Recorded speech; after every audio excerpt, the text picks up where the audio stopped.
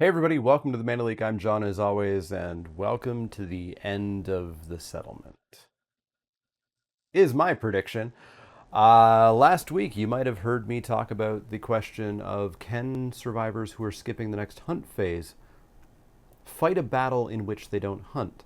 Turns out yes, because skip the next hunt phase doesn't actually mean skip the next hunt phase. It means survivors cannot depart, and you have to depart to fight a boss fight, which means we have our trusted hunting party of Gideon and Jace, along with fresh-faced newcomers with absolutely no abilities, Kaya and Koth, having a boss fight against the Butcher. So the Butcher is not quite set up yet because I have a lot of cards that I have to show you because there's a lot going on with this. But first, there once was a man who could not hide his fear. He wore a mask that transformed his cowardice to rage. In turn, the man transformed into a monster. All that remained was a devouring fury that stalked the night, collecting the fearful faces of others. So the Butcher has 5 movement, a little bit slower than the monsters we fought. Toughness of 9, a little bit tougher.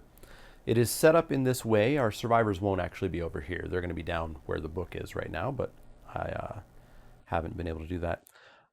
Departing survivors do not have a hunt phase. Instead, select the Butcher's monster level and set up accordingly. As a bonus, and I'm trying to... I know this is true, but where is it written? There it is. The survivors are defending their home. They go first. So we do get to go first. That is the one bonus here, I suppose. And we're going to start out. Koth is red with our bow. Liliana is still yellow, of course. Jace is our bloomin'. No, Liliana is not here. Kaya is yellow. Kaya is nothing. She has bone darts and a founding stone. And that's what she's got going on. That's what she's got going on.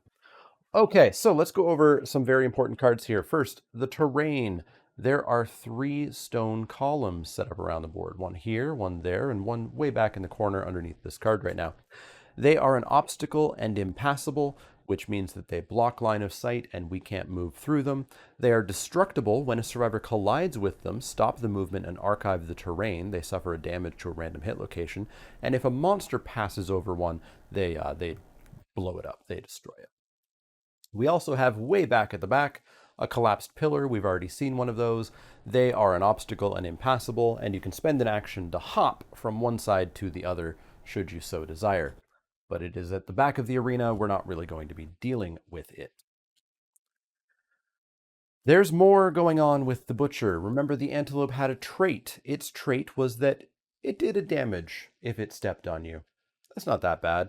The Butcher has 3 traits and survivor statuses. The first trait is that it is a berserker. Draw +1 AI card every turn. So it has 2 attacks every single turn. It is a fast target. We shuffle the hit location deck every single turn.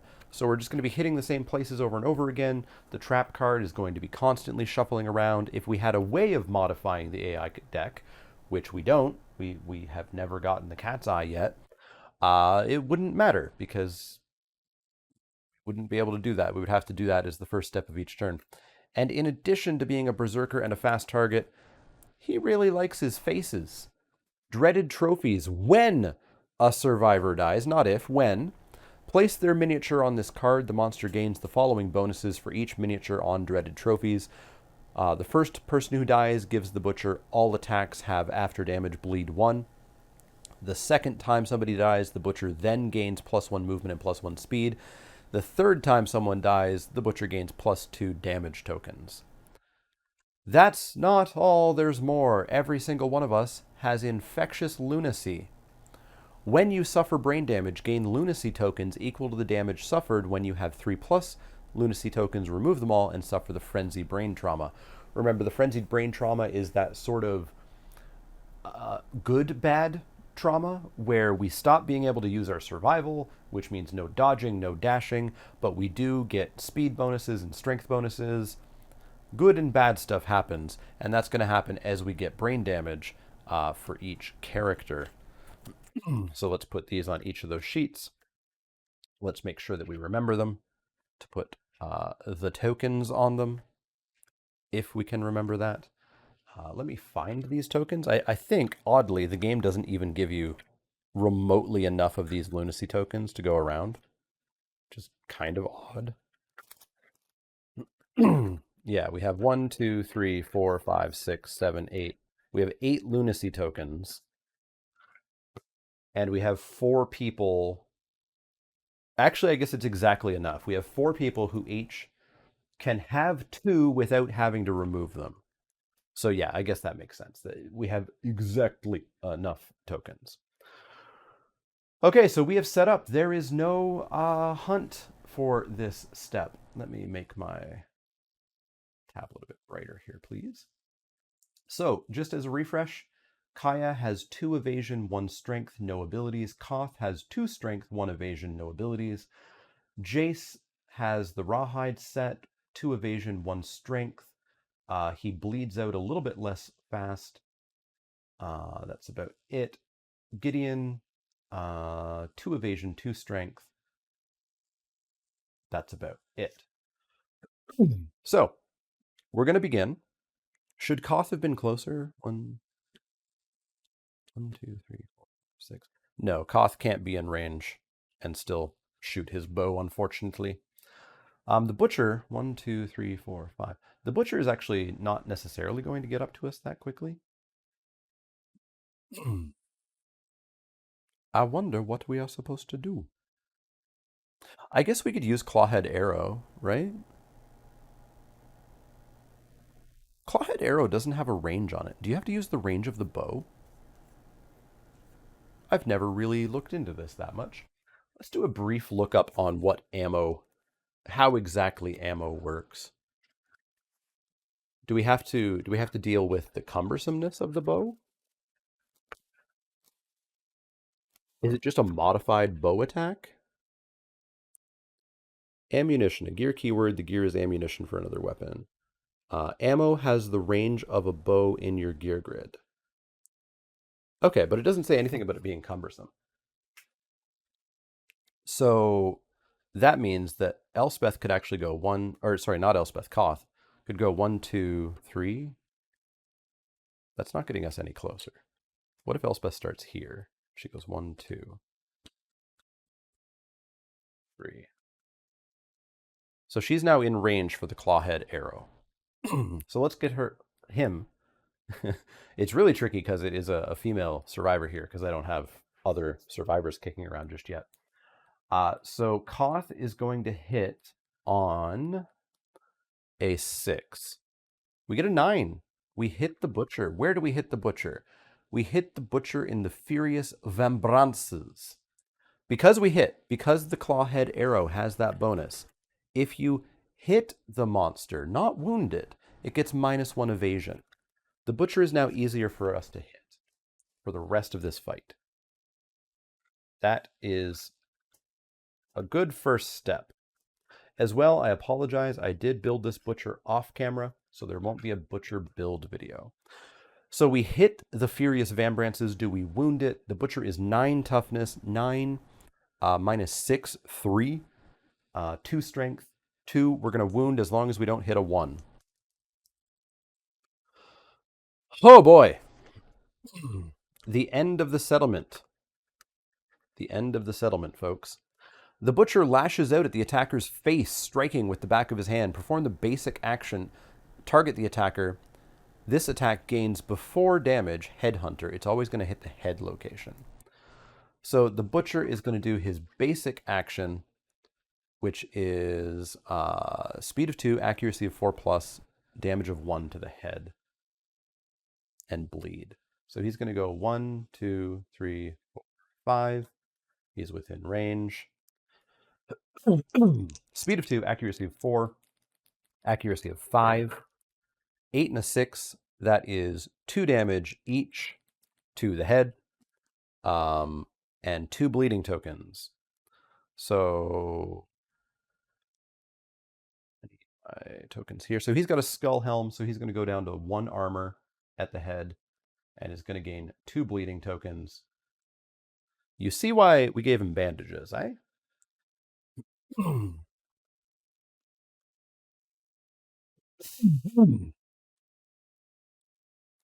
right, so that's Koth's turn. We did get the Butcher a little bit more in range. We could send Gideon up. Gideon could try to bite this guy.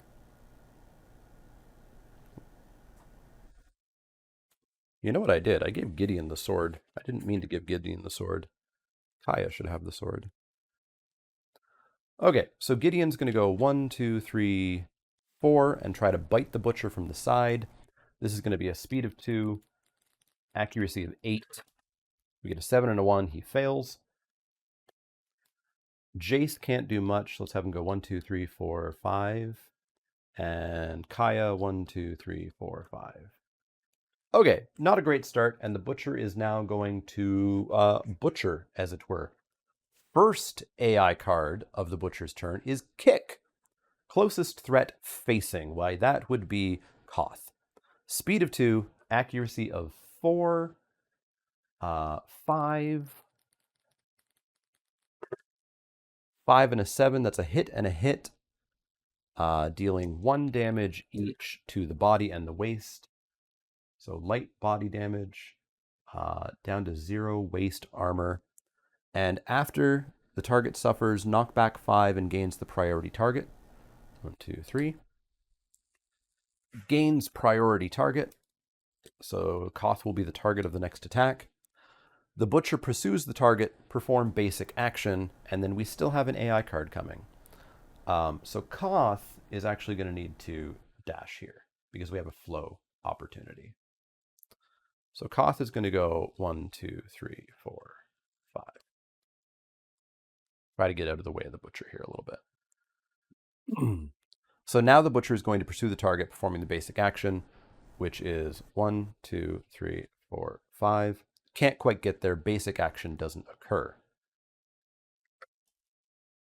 Next AI card of the Butcher's turn is Wild Carve. Also, I forgot we need to shuffle the hit location deck at the start of this fellow's turn.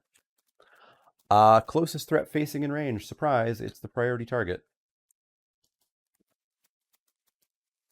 Speed of 2, accuracy of 4+, 1 damage, after damage, bleeding token, and then all survivors adjacent take a damage to a random hit location and gain a bleeding token.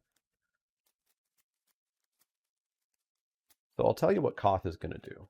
Koth is going to kite the Butcher down around a little bit to see if we can get like a lot of burst damage in this next step.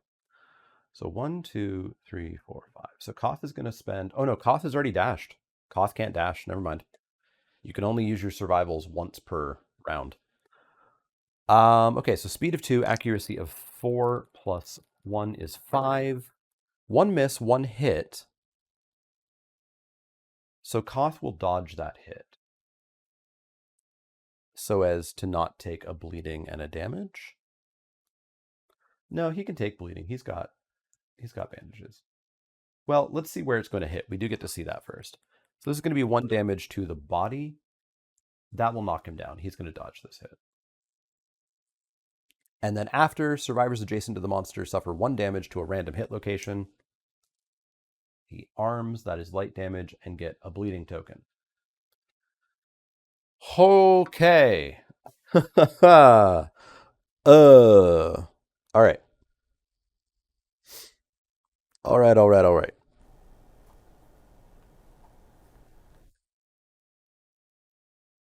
All right.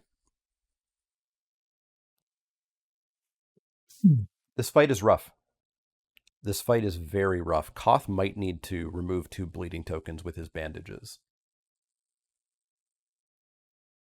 Because he's already at 3. Let's have Koth remove 2 bleeding tokens from the bandages. We made these last hunt year. You can spend an action to take 2 bleeding tokens off of yourself or an adjacent survivor. So he has his move left. So let's have him go 1, 2, 3, 4, 5. Just kind of get a little bit out of there. Let's have Gideon come on into the blind spot. 1, 2, 3, 4. Not all the way. Yeah, not all the way. So Gideon's going to attack the Butcher from behind. So this is going to be a speed of 2, an accuracy of 8, plus 1, thanks to the blind spot bonus. So he's going to hit on 7s. 8 and a 5, we get 1 hit, and it is on the Butcher's Mask. So we are going to wound on a 9, 8, 7. So we're going to wound on a 7 here. We get a 4, we fail. The Butcher effortlessly shoves the attacker away, full move towards the attacker. Done. We hit. I got to remember the -1 evasion. It wouldn't have changed anything, but we would have hit on a 6.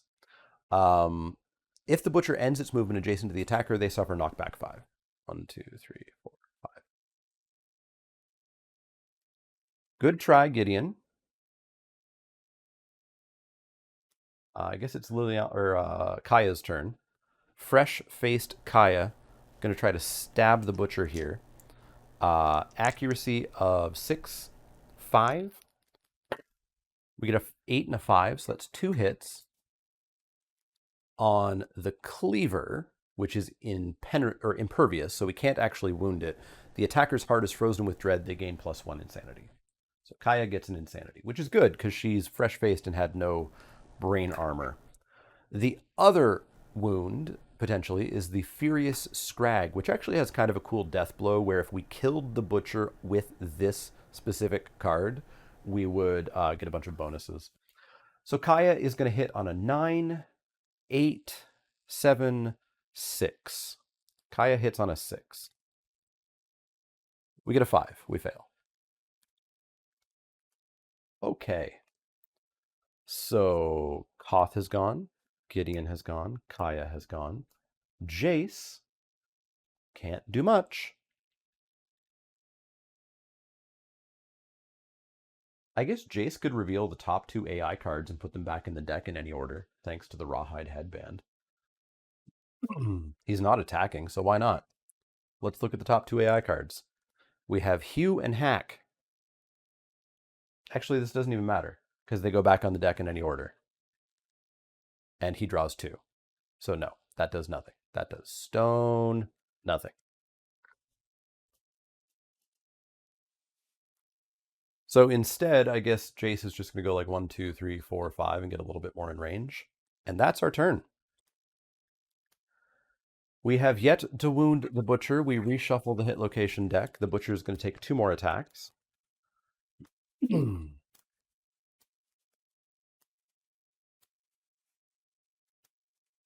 So I've beaten the Butcher multiple times. I've lost to the Butcher a few times.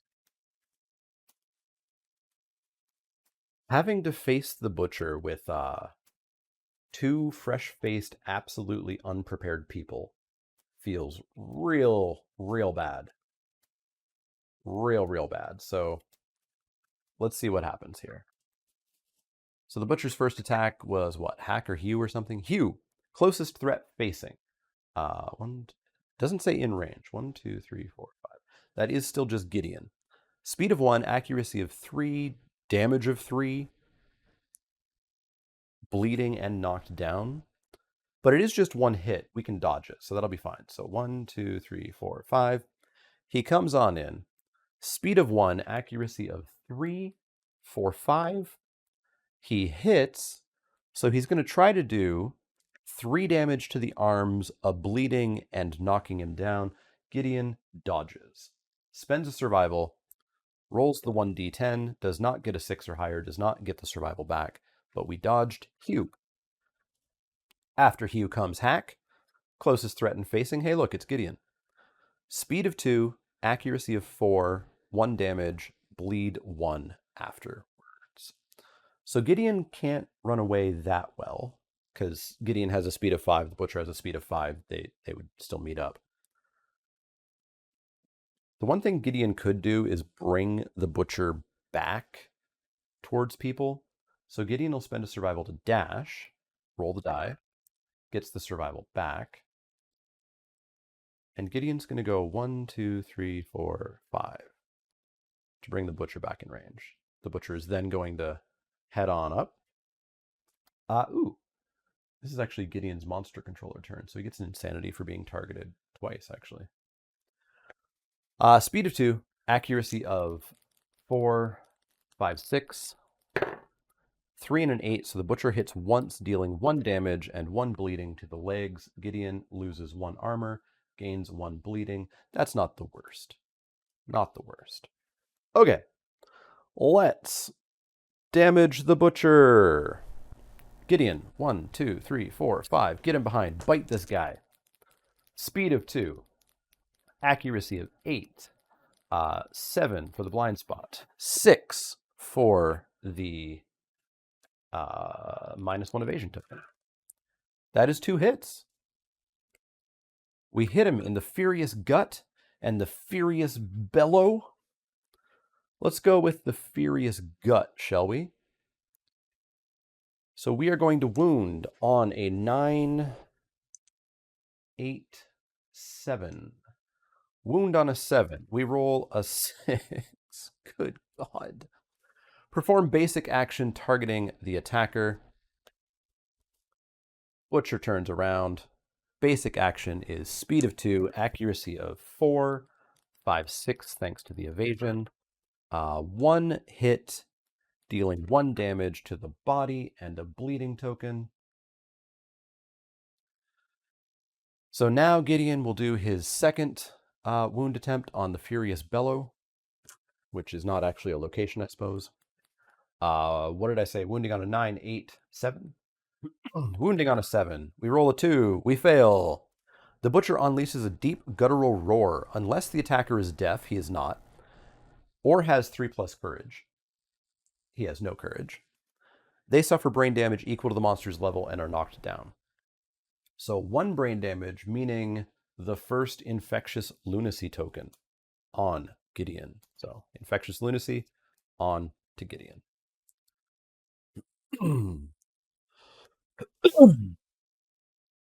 Okay, so that was Gideon's weak attempt at doing anything. Let's see if Jace can do anything.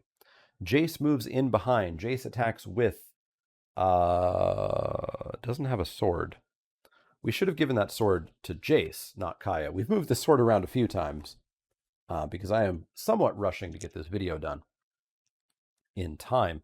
But Jace is our swordsman. He should have had the sword, not the fresh-faced baby person. So Jace attacks with a speed of 2, an accuracy of 6, 5, 4. 2 hits. We hit the Furious Gauntlet, and we hit a Cleaver. So remember, the Cleaver is impervious. We can't do anything, but it does give Jason insanity because he's terrified of that Cleaver. And we hit the Furious Gauntlet. So Jace is going to wound on a 9, 8, 7, 6. Wounding on a 6. We fail. The attacker locks eyes with the savage horror underneath the butcher's mask. Turn to the attacker and intimidate. Roll 1d10. On a 5 or higher, the attacker suffers a brain damage. It's a crit. Jace suffers a brain damage. Jace gets infectious lunacy.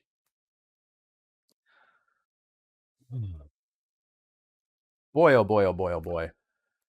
Time for our crappy people to try to do anything.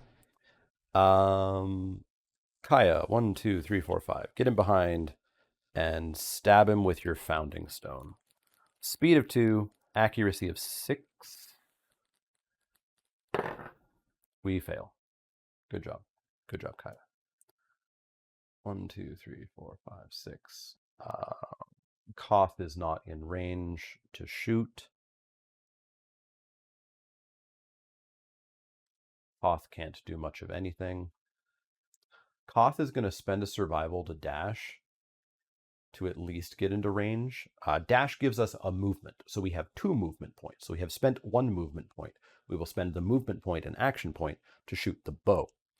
So we get a speed of 2, an accuracy of 7, 6. We fail. Good God.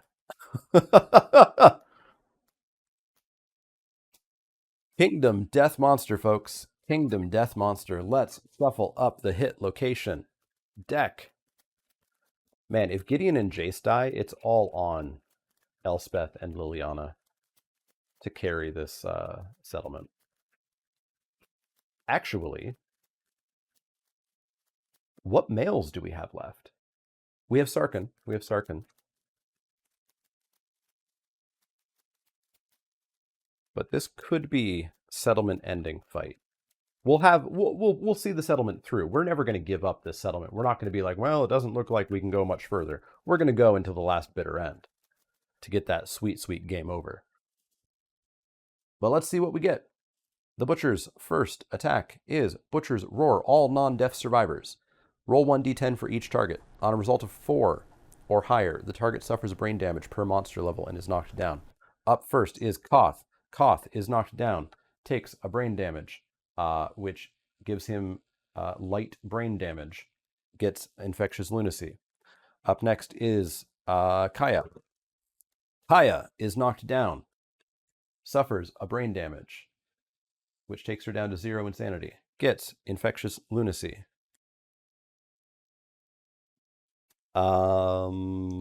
Gideon, already knocked down, takes a brain damage, gets his second token, goes down to 2 insanity. Finally, Jace. Jace is fine. Hooray, Jace. Hooray. Up next is Lantern Frenzy, a mood. When Lantern Frenzy comes into play, a random survivor gains the priority target token. It cannot be removed for any reason. Reroll on 10s. 2, that would be Kaya. Kaya has the priority token forever. Forever and ever and ever and ever. Draw an AI card. While Lantern Frenzy is in play, the Butcher gains +2 movement and +1 speed. This is over. This is over. +2 movement and +1 speed. At any time, the survivor with the priority target token may sacrifice themselves and lead the Butcher far away. They perish and their gear is archived. End the showdown immediately. Skip the aftermath. She has our leather. And our monster grease. Discard Lantern Frenzy if the survivor with the priority target token is killed.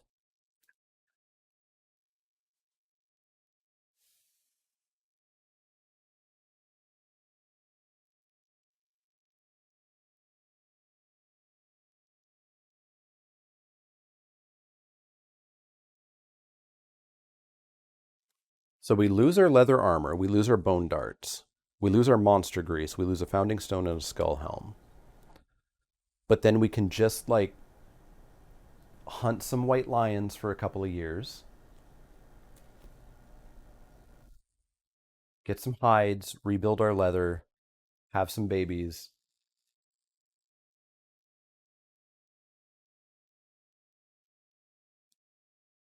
And try to get back into this. Is it at any time? At any time.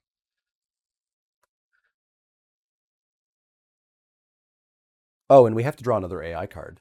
Well, let's draw the next AI card because Lantern Frenzy said draw an AI card. So this is 3 attacks. All survivors in the impact zone. So that's Jace. In clockwise order, attack each survivor in the impact zone. If there are no survivors in the impact zone, menace.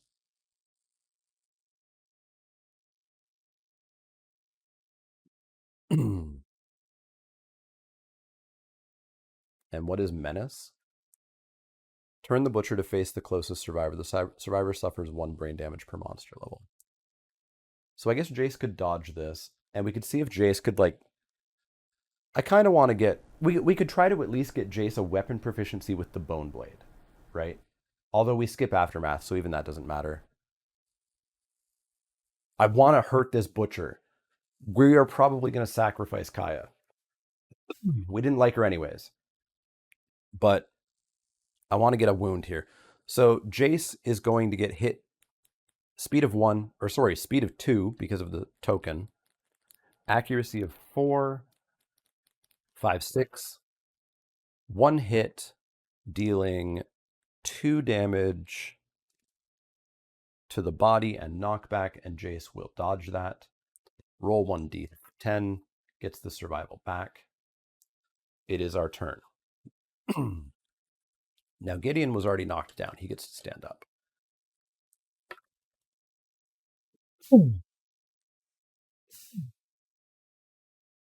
It would be very good if Gideon could also get Fist and Tooth proficiency here. Oh, but we don't win. We don't win by sacrificing Kaya.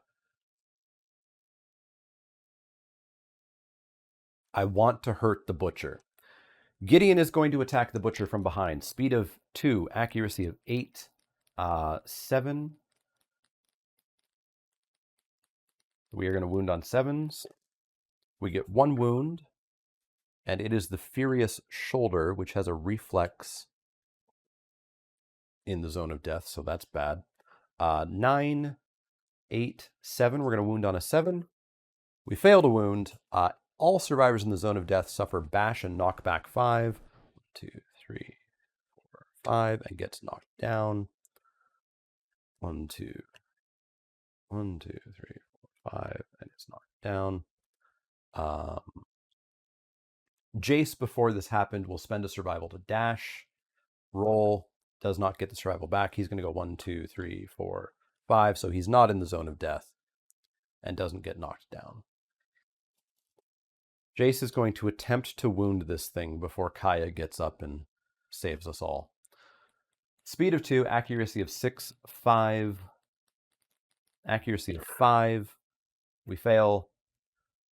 Kaya runs off into the darkness, saving us all, sacrificing herself, archiving all of her gear.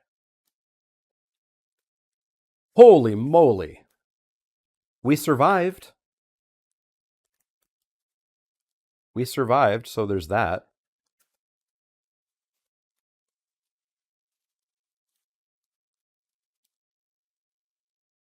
That's the Butcher. Honestly, it is a hard fight. It is a brutally hard fight. In my previous experiences with him, he's not been that bad.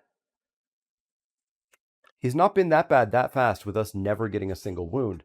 But I also don't typically have to face him with 2 brand new survivors. You know, Koth had 1 extra strength. And Kaya had nothing. So we technically did it. Let's clean up just a little bit here before I show you what would have happened if we had actually won that fight. Because remember, we do not get to do the aftermath, and the aftermath is where the rewards are, where we actually get bonuses and such. So let's push all these pieces out of the way. Let's take a look in the book of Reading Rainbow.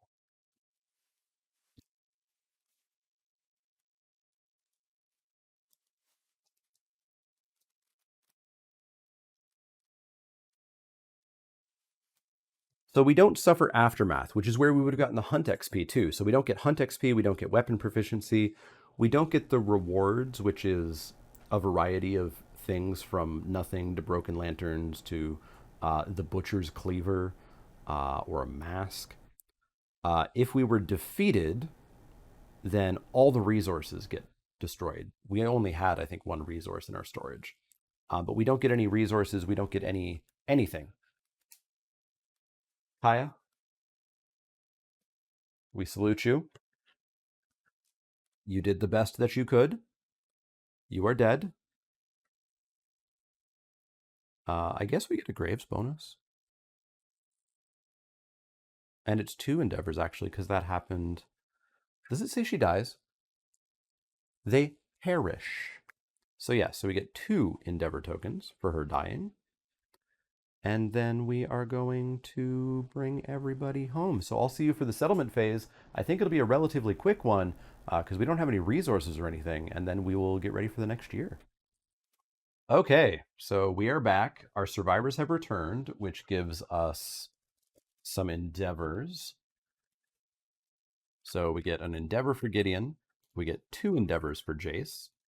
We get an endeavor for Koth, and we get 2 endeavors for the death of Kaya.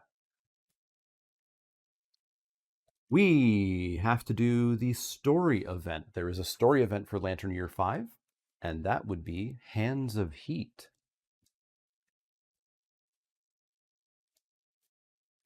Be warned, artistic boobs.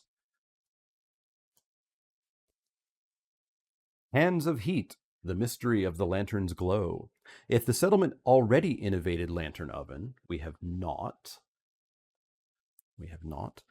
Skip the event. Otherwise, proceed with Hands of Heat below. One lucky day, a clumsy accident knocks a lantern free from the towering lantern horde. A sudden flash of heat bathes the survivors as the lantern crashes to the ground. Now shattered, the lantern light dies, but the seed of an idea grows. Nominate a survivor. They gain +1 courage and experiment with lanterns.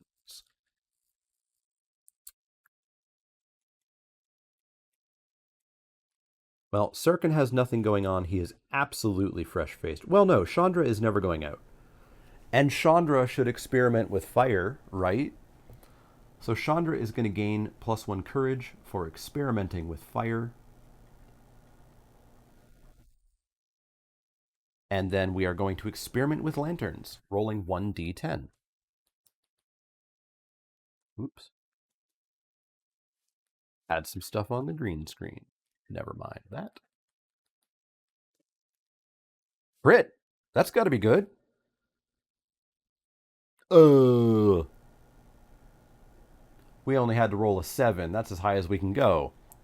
The survivor discovers heat, and the settlement celebrates. Your settlement gains lantern oven.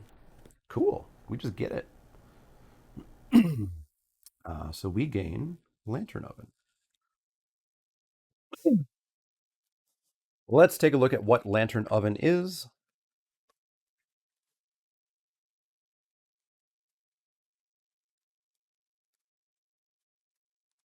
So here is lantern oven. This gives us heat. As well, by agitating lanterns, a source of heat becomes available to the settlement. Departing survivors gain +1 survival. And we add some more cards to the deck. So that's going to make sure that our survivors are departing with, I believe, max survival now, or pretty darn close to it. But there's more. The survivor gains the Red Fist secret fighting art and rolls on the lantern branding table.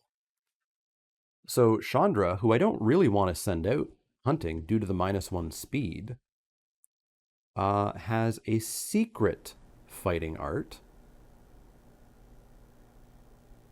called Red Fist. This is a fighting art that you can't randomly get. You can only get, I believe, by doing this. So at the start of each showdown, each survivor gains +1 strength token. Survivors can spend +1 strength tokens in place of survival. She's going to make everybody stronger. We might actually need to send her out, even though she has that -1 speed. Maybe we can try to find a really speedy weapon for her that then becomes a normally speeded weapon. Because, like, she can't attack with a speed of 1 on a weapon because she would roll 0 dice. That would be bad. But maybe Chandra can get back into things. We'll see. But Chandra's going to roll on the lantern branding table. A feast culminating in the ritual branding of the settlement's finest warriors by the heat of an agitated lantern. Discard half the settlement's total resources. Rounded down. I have 1. I discard none. Nominate a survivor and roll in the table below. Let's read this. All departing survivors get +10, and we're going to do Hands of Heat 1 to 10 years later. +1 speed, +1 strength, +1 speed, you say? Or accident. We'll nominate Chandra. Chandra rolls a 9. Branded hand, gain +1 permanent strength. So Chandra has a strength of 3. Chandra, other than that -1 speed, which if we had rolled a 4 to 7, we would have put back to 0. Chandra might actually get back into the thick of things. All right. There's Hands of Heat. Now we have to do our random settlement event of the year, which is Clinging Mist.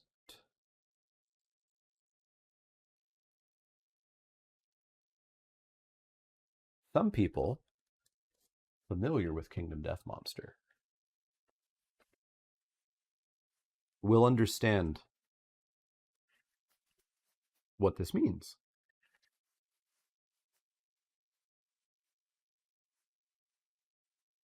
Even I only vaguely understand what it means.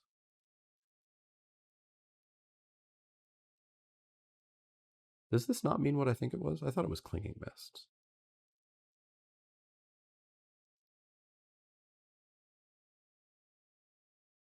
Oh, I guess it requires a very specific roll, eh? Okay. Clinging mist. The settlement is hidden behind a thick green mist. Something about the way the lantern light passes through it makes it seem alive. Roll 1d10. A 4. On a 4 through 7, does the settlement have ammonia? Yes, we do. Nominate a survivor to douse themselves in urine and run through the settlement. Clearing the mist away, they gain +3 understanding, but -1 permanent luck for being so gross. So there is something here. If we roll an 8, 9, or 10, and we don't have the guidepost, which we don't, returning survivors must go on another hunt immediately without departing or changing gear grids, or become the starting survivors for a new settlement, starting with the first story settlement phase. So we could take Gideon, Jace, and Koth and start a new settlement with their gear.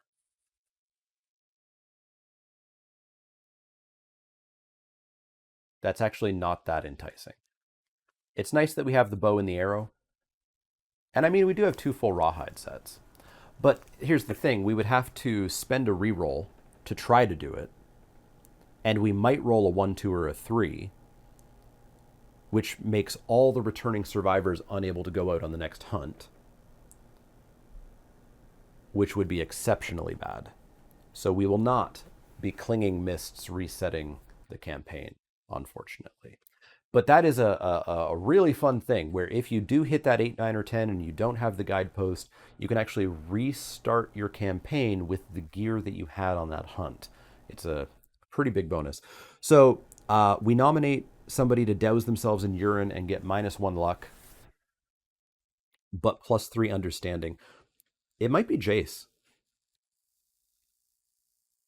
Jace with +3 understanding would get to do White Secret.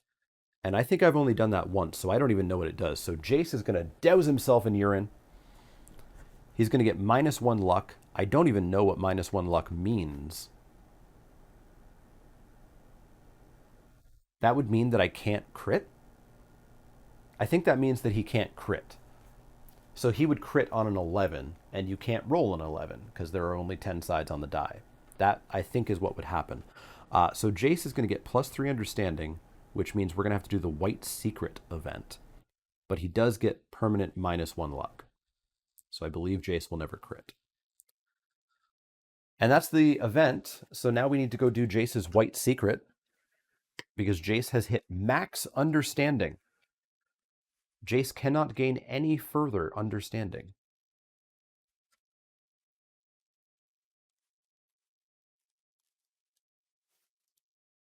Speaker.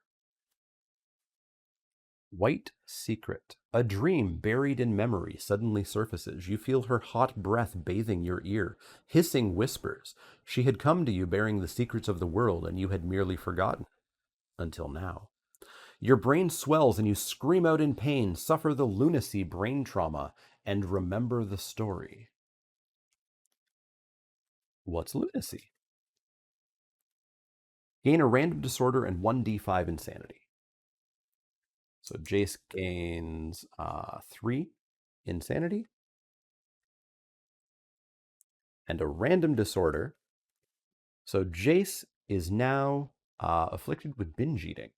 You cannot depart unless you have consumable gear in your gear grid. You must consume it if a choice to consume arises. We can't send Jace out unless he has consumable gear. We don't have any consumable gear, which means Jace will not be going on the next hunt. And we need to make Jace some monster grease, I guess, so that he can go back out hunting. But first, Jace is going to remember the story, rolling 1d10. a 2. Story of the Ageless Man. You remember the story of a young man in his prime. The man was so grateful for his body's ability to protect his loved ones. He decided to honor it by punching the dark sky above 1,000,000 times. As long as he never finished his vow, he never aged a single day again. Your body transforms to its physical peak. Permanently gain +1 accuracy and +1 strength.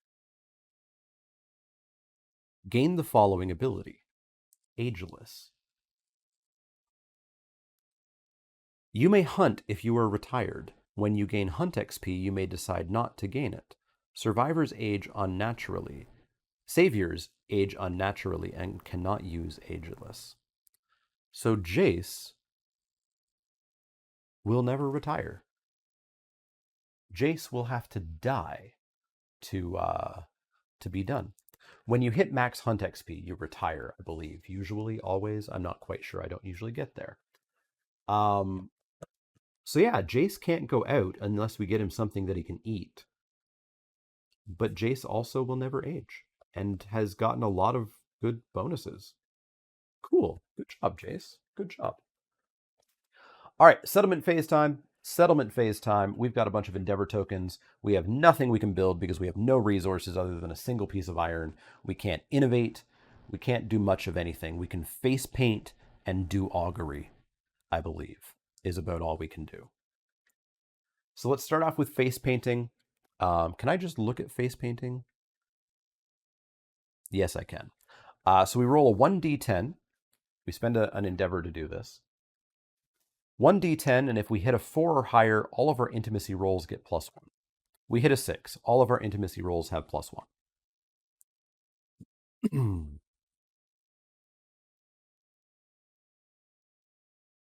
So yeah, the next thing that we will do is augury. So we're going to roll a 1d10. This is going to be Jace doing it because he has 3 or more understanding, so he adds a 1 to this die roll. We roll a 2, which is a 3. We lose a resource, but Jace gains an understanding. Jace can't gain any more understanding. And this also cost an Endeavor. But we lose our last piece of resource, our iron. Let's try again. Let's try to make some babies. Jace rolls, gets a 4, which I believe is just a survival.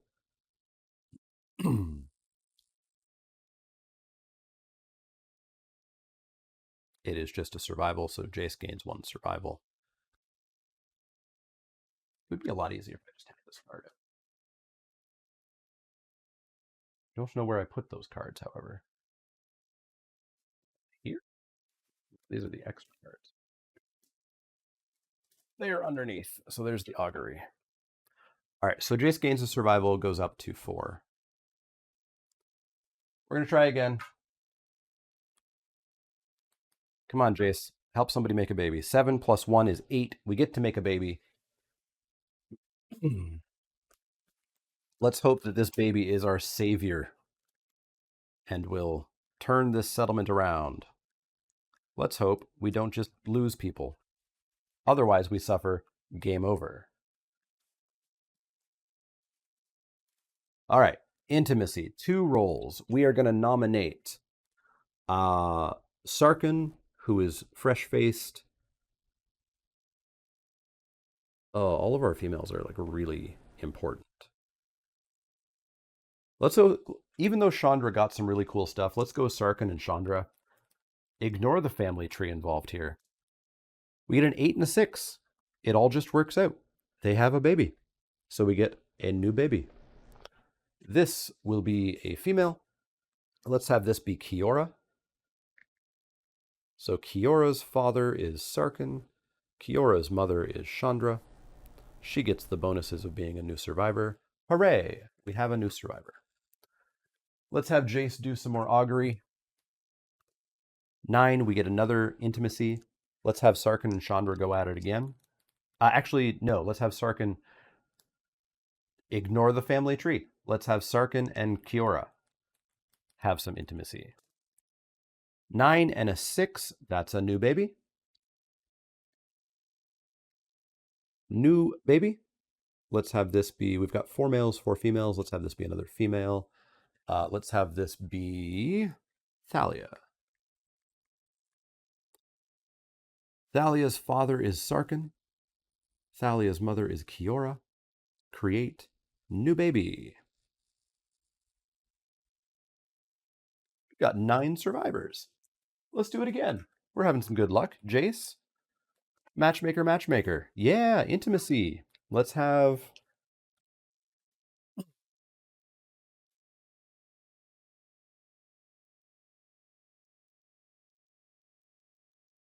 I'm sorry, but we're just going to keep going. Sarkin and Kiora. 8 and a 5. A 5 is fine. We get a new baby. Let's have this be a male. Let's have this be Tezzeret. Tezzeret's father is Sarkin. Tezzeret's mother is Kiora. There we go. We've got a bunch of fresh-faced baby survivors, but we've refilled our stockpile a little bit, and we get to have our main hunting party go back out again. The band gets back together again. Gideon is going to depart. Jace is going to depart. Liliana is going to depart. And I have to ask if I want Chandra or Elspeth to go out.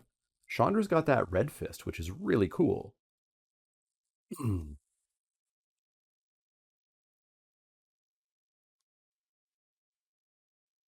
But Elspeth is starting on bow stuff, and she's got accuracy. Yeah, I'm gonna have to send Elspeth out. We've got the party back together. So next year we are gonna go back to hunting white lions because we need hides. We need to rebuild after Kaya's brave sacrifice, which we all thank her for. We will remember her and her many exploits, such as getting knocked down that one time. The story will live on forever.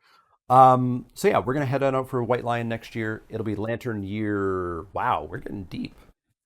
Lantern Year 5. No, it'll be, yeah, this will be the end of Lantern Year 5. It'll be Lantern Year 6 by the time we finish next week's video. Cool. That's not the way I wanted the Butcher to go, but it's not the way I didn't want the Butcher to go. It's a hard fight. I'm glad we just got to be like, you know what, we'll take all of our licks. But yeah, we'll see what next week brings. Kind of a weird one here. No hunt phase. Not much of a battle other than getting brutalized. And then some weird stuff happened, including a lot of babies. Let me know your experiences with the Butcher, I suppose. Let me know anything you want to let me know.